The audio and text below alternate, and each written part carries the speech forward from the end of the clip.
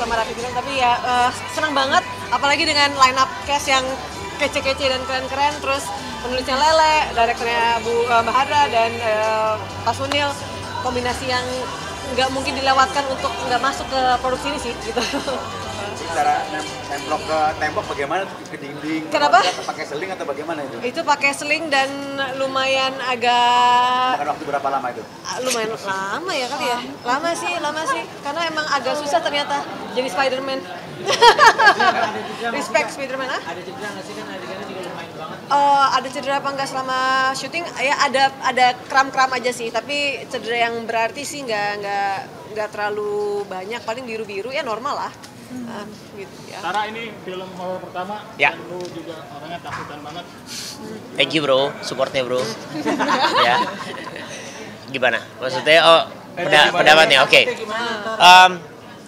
Main film horor pertama, jujur waktu pas kasih tahu ini film horor. Beberapa film horor memang akhirnya aku tolak karena satu, gue udah takut banget. Takut banyak banget kejadian-kejadian yang akhirnya dialami oleh justru malah teman-teman itu nanti gue alamin. Cuman akhirnya pas begitu melihat ceritanya, ini bukan cuma sekedar film horor, ini adalah film dramanya, dimana drama ini nih adalah makanan yang mau saya santap selain horor itu. Gue tipikal orang yang nggak suka dikotak-kotakin. Jadi waktu pas lagi dari awal pertama, ini bukan film horor, kamu harus lihat dulu sinopsisnya. Pas lihat sinopsisnya, gila juga ternyata ya. Di sini yang kita ditempa tuh bukan cuma kengeriannya karena gore-nya ini, tapi drama yang dibalut dengan kengerian ini tuh ternyata kental sekali. Itu tuh yang membuat saya akhirnya kayak, oke, tantangan 2025 saya tuh adalah ini.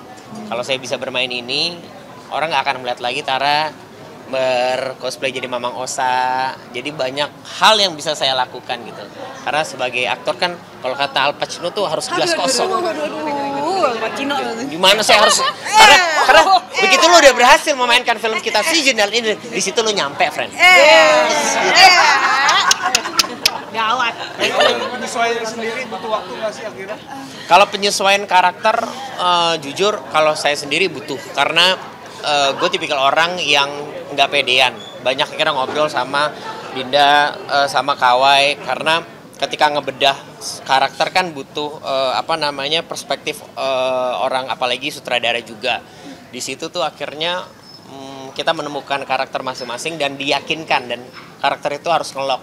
Sama kayak tadi Bu Jenar bilang, tantangannya saya pengen ngerubah suara, karena kan suara gue tuh kan suara boyband banget ya. Sorry, jujur. 3G forever. Yoi, tapi ternyata di sini bisa sedikit saya rubah karena memang itu emosinya tuh harus dijaga.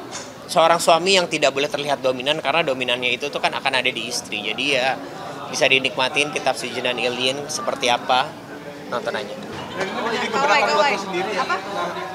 Oke, bisa. Wah, aku pertama kali di film horor ini tadi aku udah bilang aku seneng banget, seru banget karena aku belajar banyak banget dari produksi ini, belajar banyak banget dari Bu Hadrah, dari semua teman-teman cast yang lain, bahkan teman-teman kru.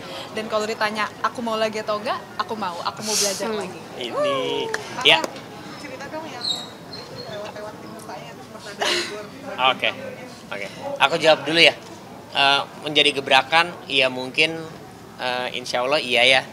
Cuman ditanya, mau lagi nggak? Mungkin gue akan melihat dulu dari ceritanya. Terus kalau masalah teknis, balik lagi ternyata saya baru tahu nih dari Dinda dan juga teman-teman yang lain, kalau main film horor tuh sama action itu sama, teknisnya tuh ada. Alhamdulillah kita punya DOP yang sangat luar biasa, ada Mas Hani. Di situ tuh saya banyak diajarin sama Mas Hani juga, karena ketika proses CGI ada satu momen kita tidak boleh banyak bergerak, tapi emosi itu harus tetap keluar tuh. Di situ tuh itu tuh mungkin 2 shot yang lumayan intens dan memakan waktu sekitar hampir 45 hampir sejam tuh untuk 2 scene itu gitu. Karena walaupun scene cuma berapa detik padahal ya, tapi itu tuh teknisnya tuh sangat krusial sekali gitu.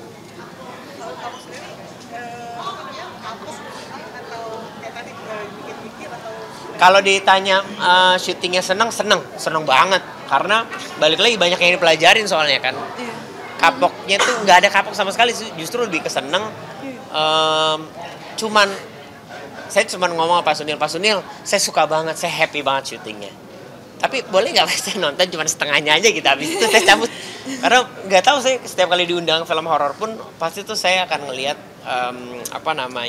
dari ceritanya dulu. Kalau terlalu gore tuh saya tuh nggak bener-bener nggak bisa nikmatin gitu. Ya karena sekarang sudah menjadi tanggung jawab, jadi saya harus belajar sih sepertinya untuk mencintai film horor. Iya, silakan lihat nanti. Kita tahan. Saya mungkin begini nih, kayak orang naik jet coaster aja lama turun gitu. Tapi kan juga banyak dramanya. Banyak dramanya itu tuh yang Itu akhirnya yang bikin seru tuh, karena nggak cuma horor aja. Di sini tuh orang tuh akhirnya diajarin, oh ternyata kenapa dia menjadi jahat tuh ternyata ada sebabnya ya. Dan kadang-kadang orang tuh ya membenarkan karena relate banget sih sebenarnya. Kenapa? Karena satu lagi